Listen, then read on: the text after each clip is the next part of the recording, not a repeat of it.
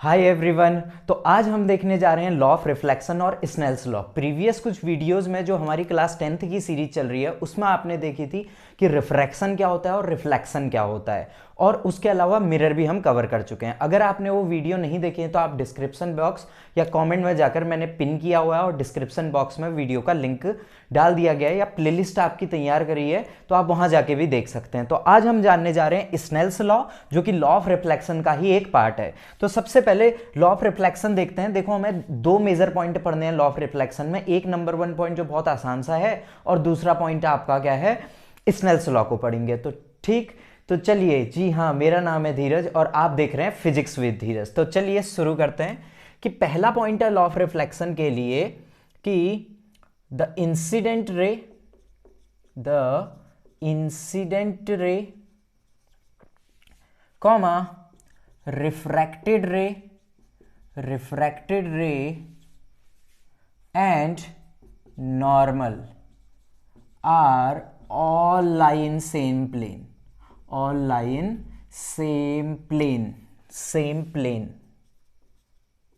which is, वो same plane क्या है, which is point of incidence,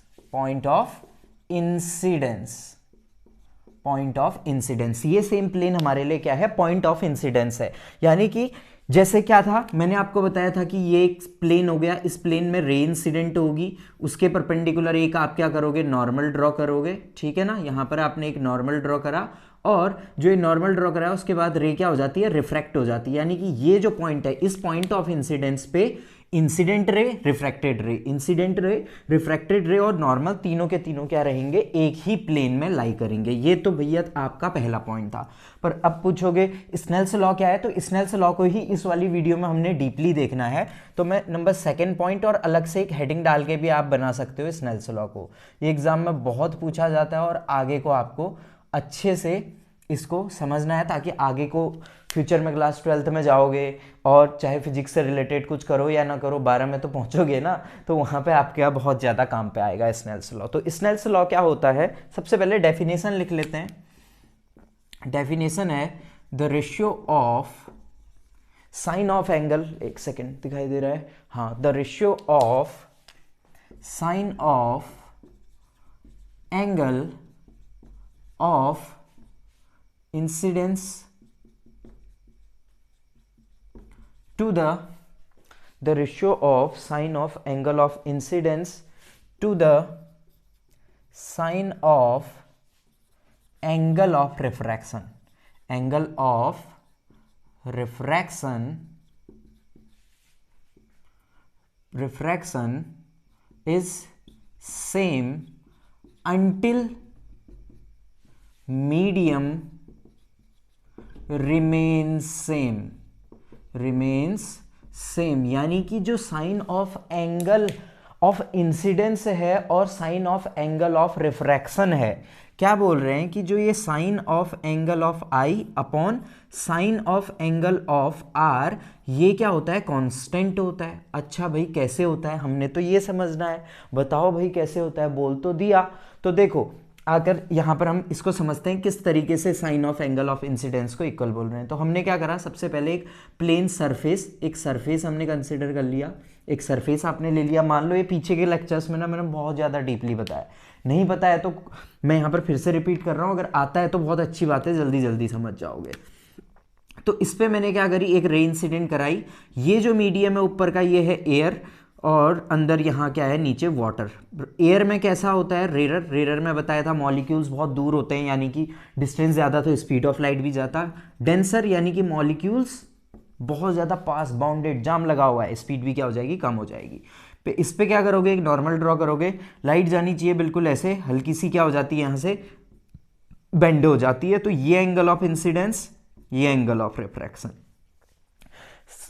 आपके जो स्नेल्स चाचा थे, स्नेल्स चाचा ने बोला था कि जो ये sine of angle of i है और sine of angle of r है, जब तक मीडियम सेम रहेगा तब तक ये सेम रहेंगे। अच्छा भाई, चलो ठीक है। अब की बारी मैंने क्या करा, मान के चलो यहाँ पर कुछ एंगल आई लिया हुआ था, अब मैंने थोड़ा एंगल में चेंज कर दिया। और एक नॉर्मल ड्रॉ कर दिया। तो देखो अब की बारी एंगल चेंज हो गया ना, पहले आई था तो आपने क्या कर दिया अब की बार I1, मान के चलो यहाँ पर 30 था तो अब की बार एंगल बढ़ गया, सीधी सी बात है। तो क्या होगा, फिर रिफ्रैक्शन में भी चेंज आएगा, यानी कि एंगल ऑफ रिफ्रैक्शन में भी चेंजेस आए। पर एक चीज इन्होंने बोली यहाँ पर कि आप क्या करो, आई और आर के एंगल को कितना भी बदल दो।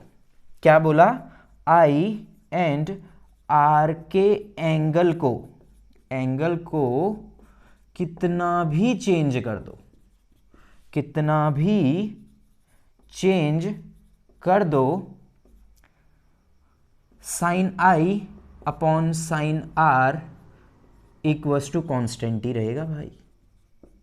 कब तक, जब तक है जान, ठीक है, जब तक आप मीडियम ना बदलो, मीडियम को चेंज ना करो, मीडियम को चेंज ना करो। यानी कि जब तक आप मीडियम को नहीं बदलते हो तब तक साइन आई अपॉन साइन आर हमेशा कांस्टेंट रहेगा। यहाँ पर आपका 30 है, यहाँ पर आपका 60 है, यहाँ पर आपका कोई दूसरा एंगल है, यहाँ पर आपका कोई दूसरा एंगल है, तो तब हम साइन आई अपॉन साइन आर की वैल्यू को निकालेंगे तो वो हमेशा क्या आएगी, कांस्टेंट ही आएगी। तो ये बोला उन्होंने अपने किस में, स्टेटमेंट में, स्नेल्स लॉ में। अब ये साइन आई अपॉन साइन आर कांस्टेंट, और इस कांस्टेंट को नाम दे दिया म्यू, और कई जगह पर आप एन भी देखने को मिलता है, इसको म्यू या एन, और इसी को हमने क्या करा, रिफ्रैक्टिव इंडेक्स बोला गया है इस म्यू को। बाकी रिफ्रैक्टिव इंडेक्स की स्टडी हम फर्दर आने वाले लेक्चर्स में पढ़ेंगे, आपको वीडियो मिल जाएगी।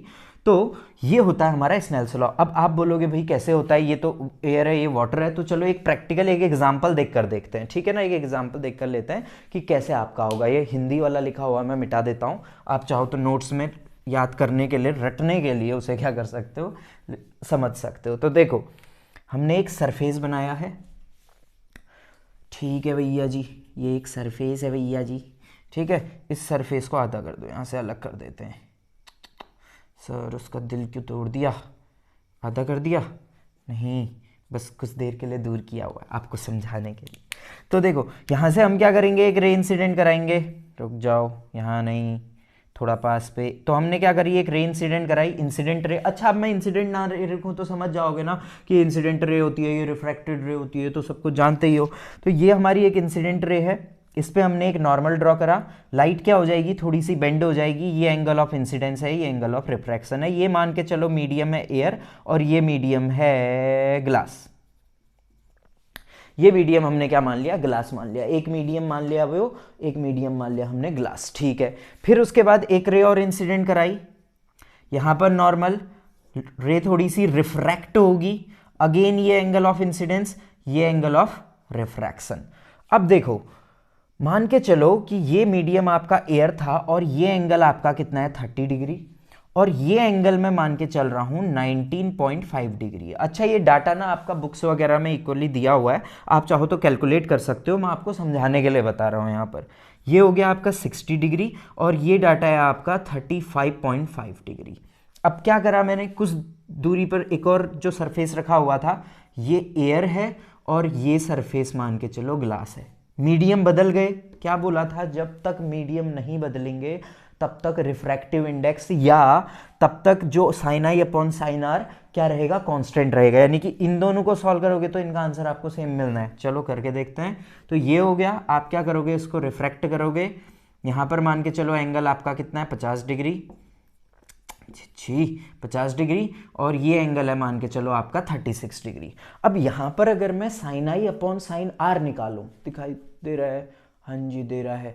अब यहां पर अगर मैं इस वाले इन दोनों पे sine I upon sine are निकालूं, साइन आई अपॉन साइन आर, यानी कि ये वैल्यू आपकी कितनी हो जाएगी, ये हो जाएगी साइन 30, और ये हो जाएगी आपकी 19.5। इसको सॉल्व कर कर आंसर निकल कर आता है 1.5। एग्जैक्टली सेम वैल्यू यहां पर पुट करोगे, साइन 60 इतना और यहां पर 35.5, तो तब आपका आंसर निकल कर आएगा कितना, 1.5 डिग्री। यानी कि हमने क्या किया, जब मीडियम सेम रखा था, एयर और ग्लास, जब मीडियम आपने क्या करा था, सेम रखा था, तब आपको जो साइन आई अपॉन साइन आर मिल रहा है, यानी कि ratio of sine of angle of incidence to the ratio of sine of angle of refraction, वो आपका कितना रहेगा, 1.5 रहेगा। अभी आप क्या कर लो भाई, यहाँ पे जो आपको देखने को मिलेगा ये साइन 50 अपॉन साइन 35। अच्छा, ये कैलकुलेट किए हुए डाटा हैं, आप चाहो तो बुक से चेक कर सकते हो सही है या नहीं है, ठीक है, कहीं सर गलत तो नहीं बता रहे, ये बुक का डाटा है, ठीक है ना। तो हमारी वैल्यू कितनी आ गई, 1.3 आ गई। तो जब मीडियम बदला तभी साइन आई अपॉन साइन आर मिलेगा। तो याद क्या रखना है, याद सिंपल ये रखना है कि तीनों के तीनों लॉ ऑफ रिफ्लेक्शन का पहला पॉइंट बोलता है इंसिडेंट रे, रिफ्रैक्टेड रे और नॉर्मल तीनों एक ही प्लेन में लाई करते हैं, which is point of incidence, जहां पर वो तीनों के तीनों मिल रहे हैं उस प्लेन पे, ठीक है। बहुत छोटा सा प्लेन है जहां पर रे आकर मिल रही है आपकी। दूसरा पॉइंट आपको क्या याद रखना है स्नेल्स लॉ में, कि जब कभी भी sine of angle of incidence जो होता है और sine of angle of refraction जो होता है, क्या sine of angle of incidence to the sine of angle of refraction, वो हमेशा कांस्टेंट रहेगा जब तक उसका मीडियम आप ना बदलो, जब तक उसका मीडियम आप ना बदलो। तो आज का लेक्चर के लिए इतना ही। आई होप आपको स्नेल्स लॉ पूरा क्लियर हो गया होगा कि क्या होता है और क्यों स्नेल्स लॉ बढ़ाते हैं। तो आपको ये पूरा रटना नहीं है, क्लास 10th में 90% स्टूडेंट ये रटते थे कि sine I upon sine are equals to mu, नहीं, एक्चुअल में समझो क्या है उसका मतलब। म्यू इज रिफ्रैक्टिव इंडेक्स, यानी कि एक कांस्टेंट है, और ये हमारा क्या हो गया, sine I upon sine are equals to constant हम बोलेंगे। तो चलिए आज के लेक्चर के लिए इतना ही, जल्दी मिलते हैं नेक्स्ट लेक्चर में। Till then bye bye, take care and God bless you all.